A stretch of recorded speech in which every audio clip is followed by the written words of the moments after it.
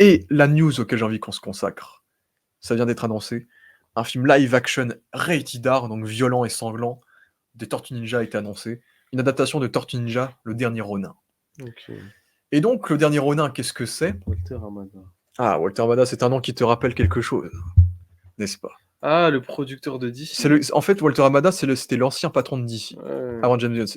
En fait, Walter Hamada, il vient de OK. l'horreur, là-bas, c'est un pote de James Wan, il avait produit les Saw, les Conjuring, les trucs comme ça.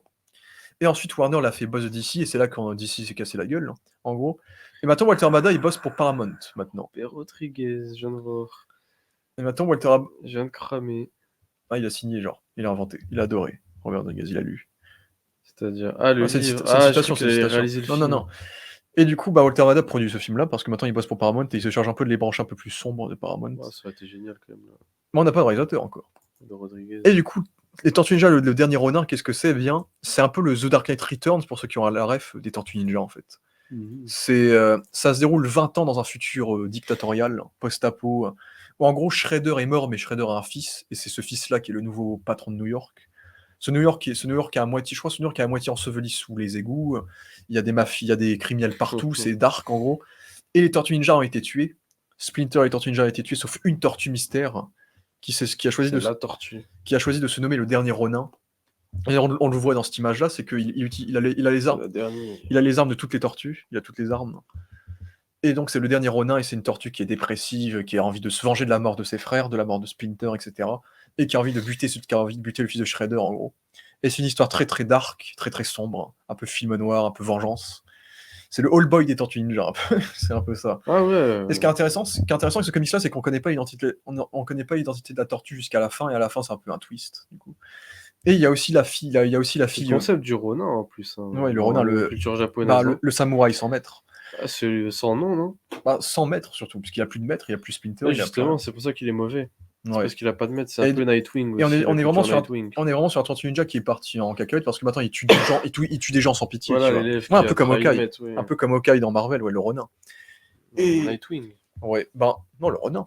Oui, non, mais oui, mais surtout Nightwing aussi. Moi, ouais, c'est ça, quand tu Un dis petit que peu. l'élève sans maître, en fait, qui a été lâché.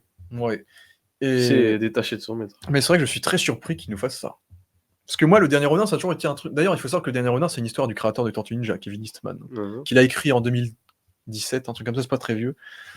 Et en gros, c'est une histoire qu'il avait toujours eu depuis qu'il a créé les personnages dans les années 80. Il avait toujours eu cette idée en tête, et donc il l'a mise sur papier il y a pas longtemps. Et c'est une histoire qui a beaucoup marqué les gens. Et d'ailleurs, il y a un jeu vidéo qui est en développement sur le dernier Ronin. Et c'est vrai que ça me surprend parce que, surtout en termes de film, les Tortues Ninja en film, bah, ils ont jamais adapté les versions dark en fait des Tortues Ninja en film. Parce que les Tortues Ninja, bah, il faut savoir que quand les Tortues Ninja ont été créées dans les années 80, c'était une parodie d'Ardeville, mais c'était surtout sombre et adulte. C'était urbain, les Tortues Ninja. Dans le film, tu veux dire? Quand Ah, ils ok. ont été créés dans les années 80. Et ensuite, Ok. et en fait, c'est le film des années 80, les films des années 80-90 qui ont démocratisé un truc plus grand public et plus fun et Bah, plus tu sais, je vais comique. dire pourquoi. C'était la culture afro Ah, pour à amener les cette enfants, époque. pour amener un public aussi. Oui, Parce c'était que la culture afro, les gars, les Tortues Ninja. Puis là, c'est quoi? C'est non, mais il n'y a pas de racisme, arrêtez. C'est 4 tortues. Je crois qu'ils étaient joués peut-être pas par des afros, je dis n'importe quoi. non, il n'y a pas tous. Mais c'est vachement la culture afro quand même, tu sais, dans la rue, entre potes, entre frères, avec Ouais.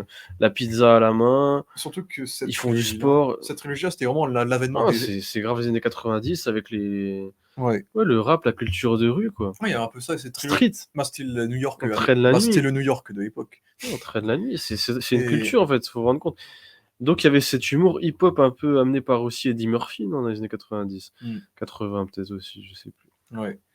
Et Totalement. il faut savoir que la première trilogie Tortue Ninja, même s'il y a surtout que le premier et le deuxième qui sont appréciés, le 3 est nul. En général, moi j'ai pas trouvé si nul, moi. Moi j'ai vu les 3, Je l'ai pas vu, mais... Et non, le 3, moi, ça va, ça va. Mais c'est une trilogie sympa, parce que ça a vraiment été l'un des piliers des séries B. Parce que c'est des films qui coûtent pas du tout cher, hein, les Tortues Ninja de cette époque. Ensuite, on a eu un très bon film d'animation, je sais pas si tu t'en souviens, du film de 2007. Alors, le film, non. Non, vraiment même pas. Non, c'est un très bon film. Même pas. Pour le coup, c'est le seul film qui était dark en termes de ton. C'est un film très adulte qui avait créé une Ah bah histoire oui, c'est originale. grisâtre déjà. Et pour le coup, c'était un très bon film qui a ils voulaient développer une trilogie avec, mais malheureusement, le film n'avait pas assez marché. Et c'est ainsi que Michael Bay avait produit ses films à lui, qui revenaient à la vibe comédie urbaine des films des années Ah bah c'est 80. Michael Bay, de toute façon. Mais version, C'est moins comédie. mais version CGI, du coup, et ça a fait beaucoup gueuler, les Tortues Ninja en CGI. Et surtout le fait qu'à base, ils voulaient en faire des extraterrestres aussi, ce qui avait fait bien gueuler aussi à l'époque. C'est comique. Donc, ces deux films qui ont beaucoup divisé les gens, et c'est pour ça qu'ils ont arrêté après, nous ont mené ensuite en film d'animation de l'année dernière. Donc, L'année dernière. donc le film d'animation type Spider-Verse, putain, Tout frais, les images en Google, bas, ça en pue la bas, merde. en bas. Ouais. Voilà. Donc Mutant May, c'est de la merde. C'est de la merde ça. C'est Ah de la merde. Va en bas. Google il fait chier. Voilà. Ça passe. Ça passe. Voilà. C'est pas trop de la merde. Teenage Mutant Ninja Mutant Mayhem. Accent incroyable. Il va lâcher le freestyle. C'est quoi ce titre? Parce que TMNT. Je sais pas ce qu'il a dit. Bref. Mais ouais, ce film-là, qui lui aussi était revenu dans la vibe plus comédie Tortue Ninja, mais qui était allé encore plus à fond dans l'aspect adolescent, pour le coup. Okay. Là, on assumait à fond le fait que c'était des adolescents dans ce film-là. Oui, on reprenait le concept un peu de Into the Spider-Verse avec cette jeunesse. Ouais, la jeunesse, en fait, dans la réa, j'ai envie de dire, dans la production value, si on peut appeler ça comme ça, pour ce qui est de l'animation, avec des animations, des dessins qui s'enlèvent un peu, tu sais, avec peu de frames, je crois, peu d'images par seconde. Et avec des couleurs un peu saturées, un peu posées là, très street, urbain. Des coups de. Enfin, c'est pas au crayon, mais vous voyez, c'est une animation qui est très vive, très agitée, qui est jamais dans le contrôle, qui est déchaînée.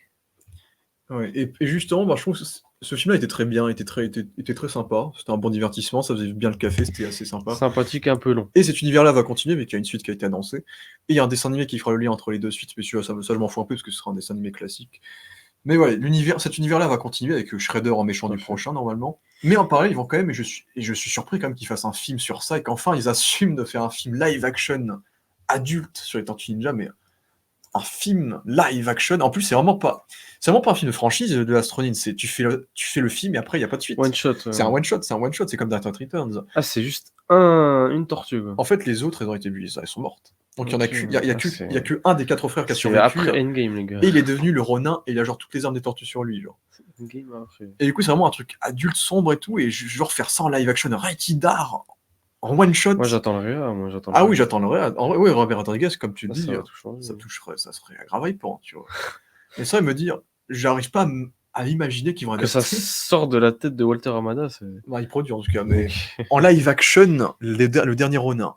Alors, surtout que c'est un truc qu'il faut se dire, les gens connaissent les Tortues Ninja. En vrai, en termes de promo, ça peut grave marcher.